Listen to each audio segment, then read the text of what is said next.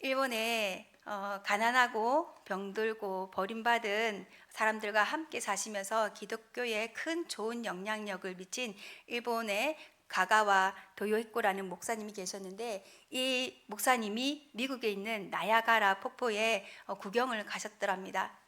거기에 동양인 목사님이 다니시니까 미국인 목사님이 어디에서 오셨느냐고 이렇게 물으니까 저는 일본에서 왔습니다 라고 말을 하면서 자기를 소개하기를 저 나야가라 폭포 주인의 아들입니다 라고 자신을 그렇게 소개를 했다랍니다. 그래서 미국 목사님이 나야가라 폭포 주인의 아들이라면 어떤 관계입니까? 라고 물으니까 저 폭포를 만드신 분이 바로 저희 아버지십니다 라고 대답을 했더래요. 그래서 미국의 목사님이 감동을 받아가지고 그러면 저희 교회에 한번 부흥집회로 한번 오실 수 있습니까? 라고 초대를 했더랍니다. 그래서 가보니까 자기를 이렇게 소개하는 현수막이 걸려있는데 보니까 나야가라 폭포의 주인의 아들이 강사 이렇게 적혀 있었다고 합니다. 여러분, 이 말에는 어떤 뜻이 숨겨져 있는 것 같습니까? 우리가 그리스도인으로 살아가면서 내가 누구인지, 그리고 나는 어떤 존재인지에 대한 자기 확신, 자기 인식을 하며 살아가는 사람이라는 것이죠. 오늘 이사야 선지자의 말씀으로 주님은 우리에게 이렇게 말씀하십니다. 내가 너를 구속하였고 내가 너를 지명하여 불렀나니 너는 내 것이라. 너는 내 것이라고 정확하고 확실하게 하나님께서 말씀하고 계십니다. 그래서 우리가 스스로 확신하기를 나는 주의 것이다 라는 마음의 확신을 가지고 살아갈 때에 우리는 하나님의 사람이라고 할 수 있는 것이죠. 그래서 우리는 나는 주의 것이다, 하나님이 나를 구속하셨다 라는 마음의 확신을 가지고 이 사순절의 기간을 보낼 수 있기를 소원합니다. 하나님은 너는 내 것이라고 말씀만 하시는 것이 아니라 우리를 하나님의 소유된 하나님의 백성으로 삼아주시면서 어떻게 하셨느냐고 하면은 2절에 이렇게 말씀하십니다. 내가 너와 함께 할 거야 라고 말씀하고 계십니다. 내가 물 가운데로 지나갈 때에 내가 너와 함께 할 것이라. 강을 건널 때에 물이 너를 침몰하지 못할 것이며 내가 불 가운데 지날 때에 타지도 아니할 것이요 불꽃이 너를 사르지도 못하리니 라고 하나님께서 말씀하십니다. 이 말씀은 세상의 환난 속에 너네들이 산다고 할지라도 나는 너를 지킬 거야 라는 하나님의 약속의 언약의 말씀이 고스란히 그 말씀 안에 들어가 있는 것이죠. 왜 지키냐면 너는 내 것이기 때문에, 내가 너를 구속하였기 때문에.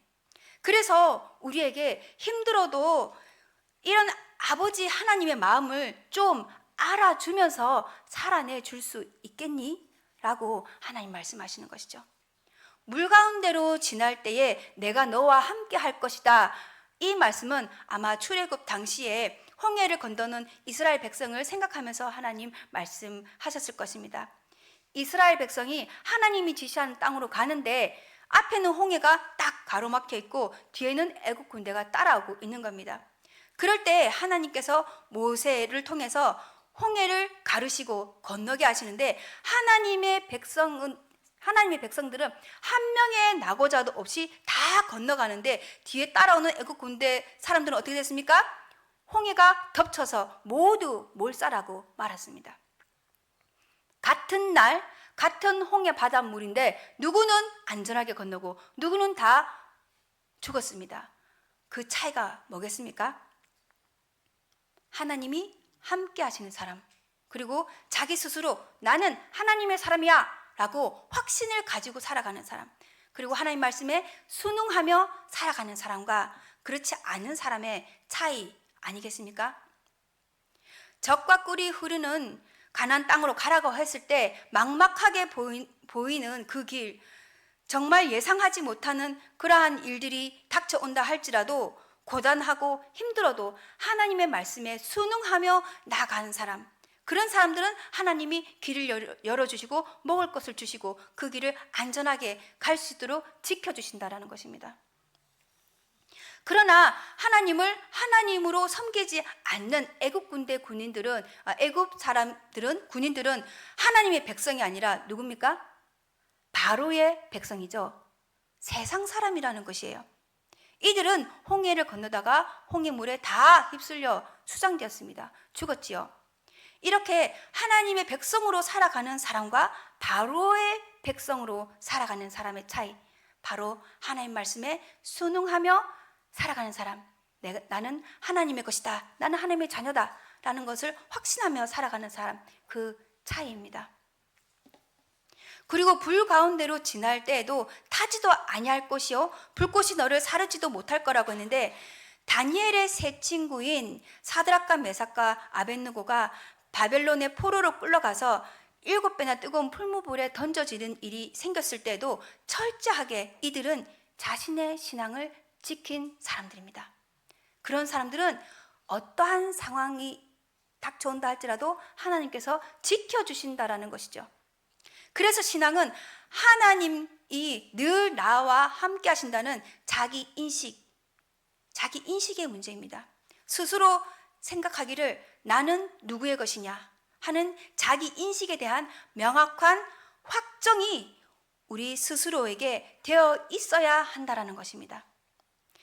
지금 자신에게 이러한 마음의 확정이 없다면 바로의 백성입니다. 세상 사람에 불과합니다. 세상 사람과 별반 다른 것이 없는 것이죠. 그 확정에 대해서 지금 바로 대답하지 못하고 고민하고 있다면 그 사람도 하나님의 사람이라고 확신할 수 없습니다. 장담할 수가 없습니다. 어린아이들도 내 아버지가 누구냐고 물어보면은 자기 아버지가 누구냐고 정확하고 확실하게 또박또박 말을 할 수 있습니다. 그것은 자신의 아버지가 누구인지를 확실하게 알기 때문이죠. 우리는 그러한 마음의 확정을 하고 살아가야 합니다. 하나님은 우리에게 분명하고 확실하게 말씀하고 계십니다. 내가 너를 구속하였고 내가 너를 지명하여 불렀나니 너는 내 것이라고. 하나님은 우리에게 분명하고 확실하게 말씀하시는데 우리가 하나님을 아버지라고 분명하게 대답하지 못하고 머뭇거리며 살아간다면 그러한 신앙생활을 한다고 하면은 안 된다라는 것이죠. 그리고 하나님은 우리와 함께 하시면서 우리도 지켜주시지만 3절에 뭐라고 되어 있냐면 나는 내 구원자라고 하나님 말씀하십니다. 3절에 대저 나는 여호와 내 하나님이요 이스라엘의 거룩한 이요 내 구원자임이라.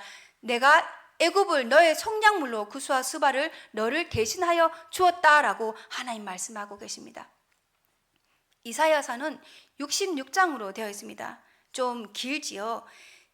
제1 이사야, 제2 이사야, 제3 이사야 이렇게 구분이 되는데 1장부터 39장까지는 바벨론 포로 이전에 하나님께서 주신 말씀이고요. 40장에서 55장까지는 바벨론에서 포로로 살아갈 때에 하나님께서 주신 말씀입니다. 그리고 나머지 66장까지는 제3 이사야로 바벨론의 포로로 살다가 돌아왔을 때 주신 말씀입니다.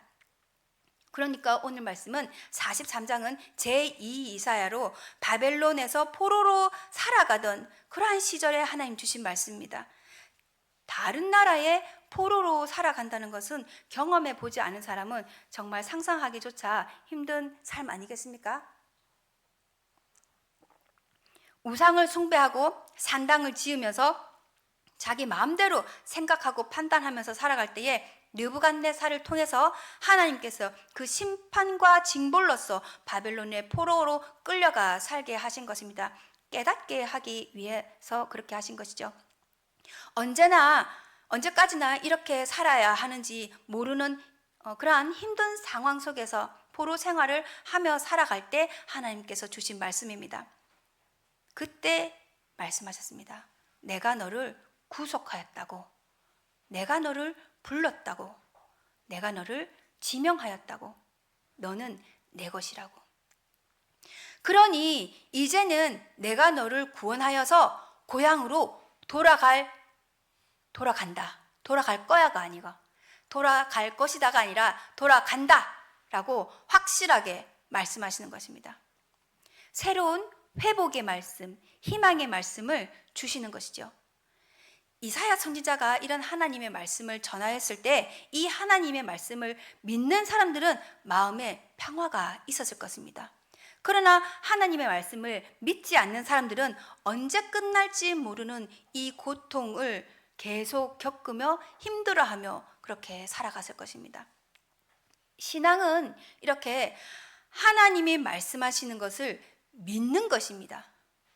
믿는다라는 것은 아버지가 나에게 하신 그 말씀을 아버지가 지킬 거야 라는 마음의 확신, 믿음, 아버지와의 관계에서 시작됩니다.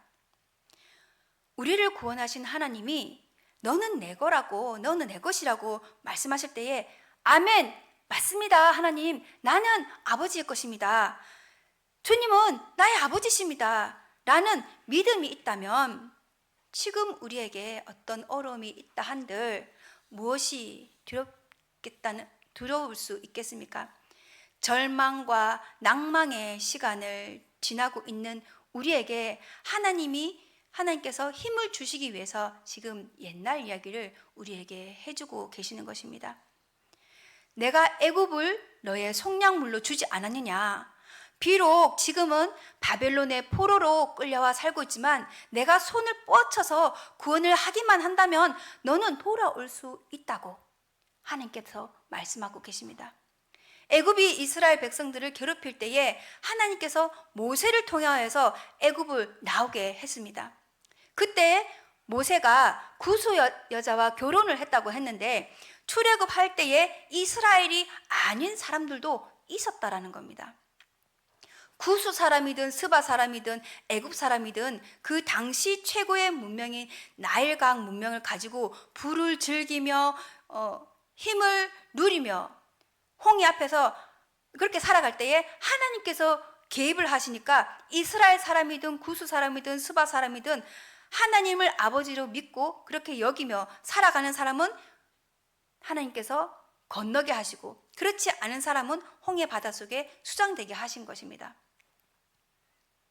믿음의 사람이라는 것은 하나님과의 관계가 확실하고 내가 누구다라는 마음의 확신과 확정이 있는 사람은 어제도 오늘도 내일도 함께 하시고 지키시고 보호하십니다. 할렐루야. 그래서 오늘날 우리에게 처한 환경이 아무리 어렵다 할지라도 복잡하다 할지라도 힘들다고 할지라도 혹여 내가 시험 가운데 있다 할지라도 환난이나 역경이 있다 할지라도 그러한 것들이 나를 휘몰아치듯 나를 괴롭힌다 할지라도 옥조에 온다 할지라도 홍해가 우리 앞을 가리고 풀무불이 우리를 휘감는다 할지라도 주님은 우리를 구원하신다는 것입니다. 믿음으로 하나님의 놀라운 구원의 역사가 여러분들 가운데 있어지는 경험을 다 하실 수 있기를 소원합니다. 미국 샌프란시스코의 랜드마크인 금문교는 샌프란시스코 베이와 마린 카운티 사이를 연결하는 1937년에 지어진 세계 최초의 현문교입니다.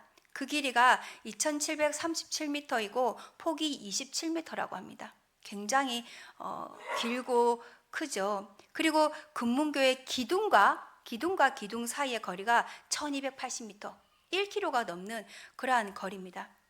이런 다리가 바다 위에 세워진 겁니다. 지진, 안개, 조류, 조수, 바람, 태풍 이런 모든 것들을 감안해서 설계하고 만들었겠죠. 그런데 이 다리를 처음 세울 당시에 공사하던 사람들은 어땠을까요? 밑에는 깊은 파도가 일렁이고 겨울에는 춥고 여름엔 강한 태양빛으로 거센 바람도 파도의 소리도 들었을 것입니다. 얼마나 무섭겠습니까? 밑을 안 보고 위에만 보고 일을 하면 되는데 일하는 환경이 너무 불안하고 어렵다 보니까 괜히 아래를 쳐다보고 하다 보니까 하나 떨어져서 죽고 또 하나 떨어져서 죽고, 그렇게 하다가 1년에 11명이 죽었더래요. 11명이 죽으니까 이래는 안 되겠다 싶어가지고 공사업체와 나라가 당국이 협의를 해가지고 안전 그물망을 쳤어요. 바다가 잘 안 보이게 이렇게 쳤어요, 밑에를.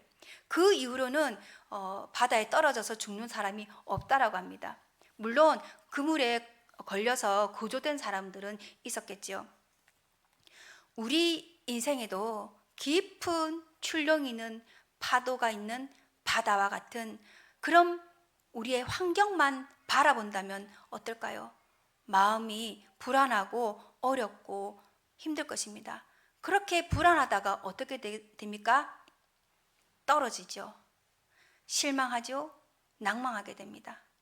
그러나 하나님께서 그물망을 밑에 쳐서 우리를 보호해 주십니다. 우리가 혹여 하나님을 온전히 붙잡지 못하고 낭망했다 할지라도 하나님의 그물망이 밑에 있다는 것을 믿으시기를 바랍니다. 하나님께서 도와주십니다. 구원하여 주십니다. 우리는 너무 연약해서 자주 실망하고 낭망하고 떨어질지라도 밑에서 지키시고 보호하시는 하나님의 그물망이 있다는 것을 기억하면서 평안 가운데 오늘도 잠드실 수 있기를 소원합니다. 그러면 우리는 살 수 있습니다.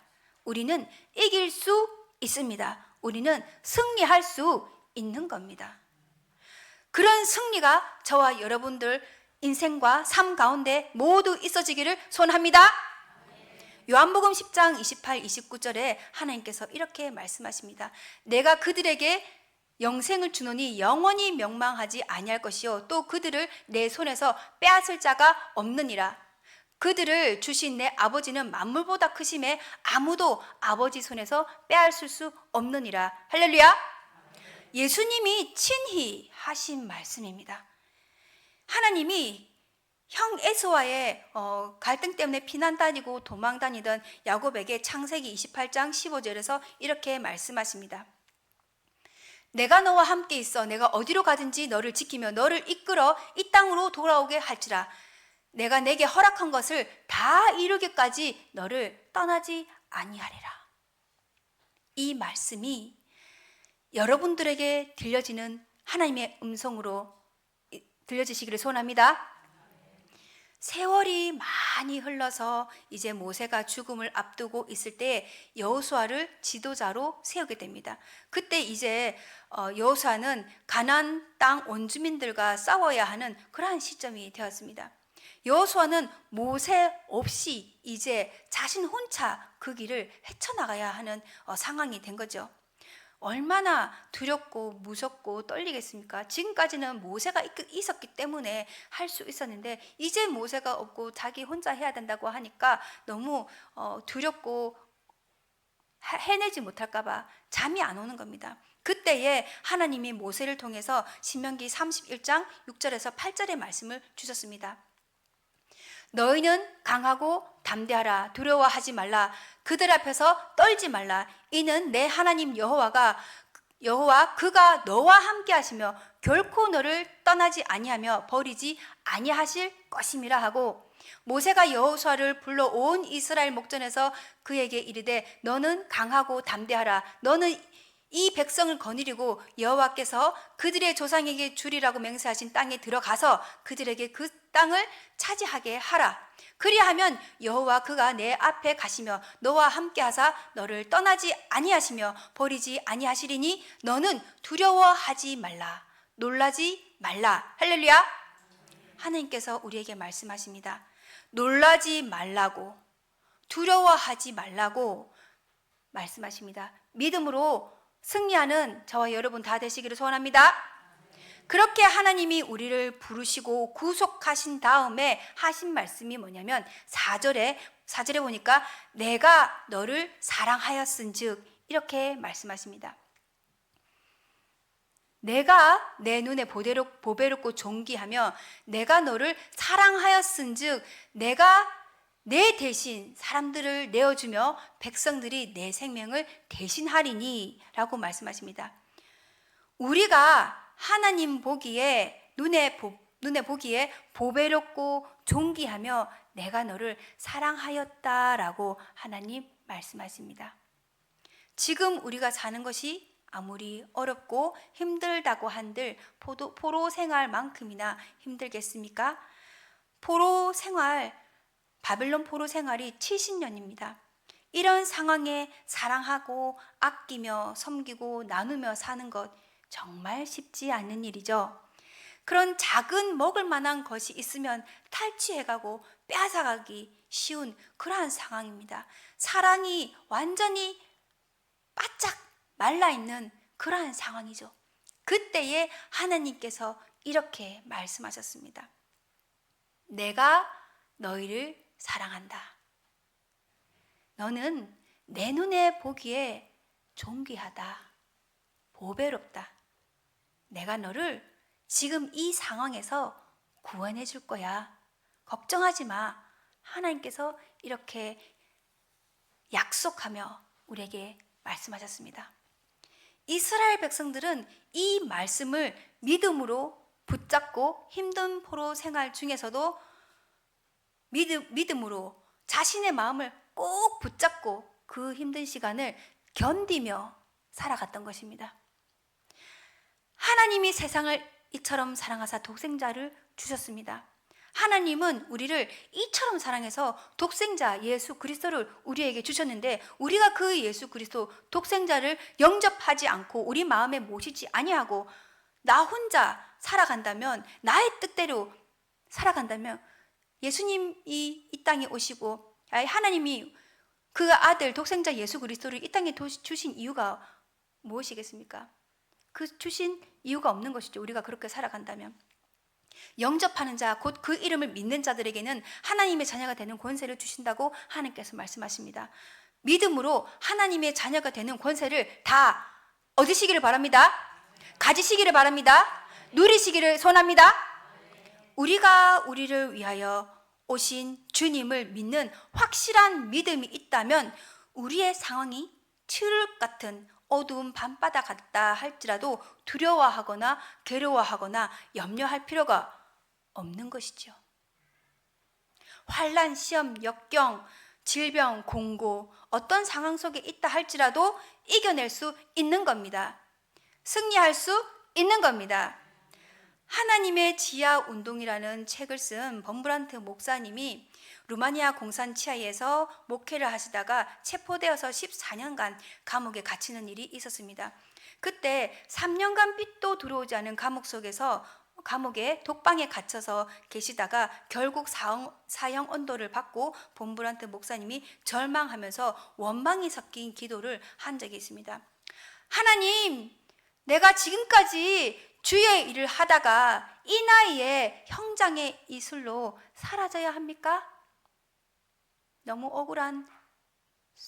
억울하고 속상한 그런 기도를 했죠. 그때 하나님이 음성으로 말씀하시기를, 사랑하는 종아, 성경에 두려워하지 말라라는 말이 몇 번 기록되어 있는지 아느냐? 범브란트 목사님이 그 말씀을 듣고 성경을 읽어내면서 두려워하지 말라는 말씀이 몇 번 적혀 있는지 동그라미를 치기 시작합니다. 몇 번 적혀 있었냐면 366번. 1년이 365일인데 생각해보니까 윤년이 되는 해가 4년마다 오면은 366일이니까 하나님은 윤년까지 다 계산해서 매일매일을 그렇게 하나님 말씀을 붙잡고 두려워하지 말고 살아라. 그 말씀이 깨달아진 후에는 그 원망이 감사가 되었답니다. 그리고 그 감사의 생활이 기쁨으로 바뀌었답니다. 그래서 그 감옥에서의 생활을 감사와 기쁨으로 사시다가 하나님의 은혜로 출소되었다고 합니다. 요즘 여러분들의 하루하루는 어떻습니까? 평안하십니까? 어려움이 있습니까? 지금 우리에게 어떤 어려움이 있다고 할지라도 하나님의 약속의 말씀, 그 말씀을 믿고 의지하며 두려워하지 말고 지금 우리의 상황들을 잘 견뎌내실 수 있기를 소원합니다. 믿음으로 잘 견뎌주시기를 부탁드립니다. 이스라엘 백성이 홍해 앞에 도착했을 때에 뒤에는 애국 군대가 창을 들고 말을 타고 달려오는데 어떻게 이길 수가 있겠습니까? 그러나 하나님이 출애굽기 14장 13, 14절에서 하나님 이렇게 말씀하십니다. 모세가 백성에게 이르되 너희는 두려워하지 말고 가만히 서서 여호와께서 오늘 너희를 위하여 행하시는 구원을 보라. 너희가 오늘 본 애굽 사람을 영원히 다시 보지 아니하리라. 여호와께서 너희를 위하여 싸우시리니 너희는 가만히 있을지니라. 여호와 하나님께서 말씀하고 계십니다. 이거는 지금 하나님께서 여러분들에게 하시는 말씀이에요. 다시는 지금과 같은 상황을 겪지 않을 거야 라고 말씀하시는 거야. 다시는 애굽 사람을 영원히 보지 못할 거라고. 다시는 지금과 같은 고통을 겪지 않을 거라고. 그리고 내가 너희를 위해서 싸울 테니까 너희는 가만히 있어. 기도만 해줘. 이렇게 말씀하시는 것입니다. 하나님이 우리를 대신해서 싸워주시고 이 상황을 정리, 종결해 주신다라고 하나님 말씀하십니다. 우리 마음에 이 하나님의 말씀이 확실한 믿음이 있다면 놀라운 하나님의 역사가 여러분들 삶 가운데 펼쳐지게 될 것입니다. 할렐루야! 어떤 어려운 문제가 우리 앞에 놓여 있다 할지라도 가만히 하나님만 바라보면서 우리 안에 우리의 형편을 우리보다 더 잘 아시는 주님께서 우리 대신 일을 해주신다는 것입니다. 테레사 수녀는 자신을 하나님 손에 붙잡힌 몽당 연필이라고 표현을 했는데요. 그러나 그 작고 하찮은 몽당 연필이 화가의 손에 붙잡히면 멋진 그림을 그릴 수 있고 그 작고 하찮은 몽당 연필이 작가의 손에 잡히면 아주 훌륭한 글을 써내려 갈 수 있지요. 혹시 여러분들이 나는 참 보잘것없고 하찮은 인생 같아 보이는 몽당 연필같이 여겨지시는 분이 계십니까? 그러나 여러분들이 하나님 손에만 붙잡힌다면 하나님께서 여러분들을 통하여 멋진 하나님의 일들을 펼쳐 나가실 겁니다. 믿음 안에서 그러한 멋진 하나님의 은혜의 일들이 여러분들 삶 가운데 모두 펼쳐지기를 소원합니다.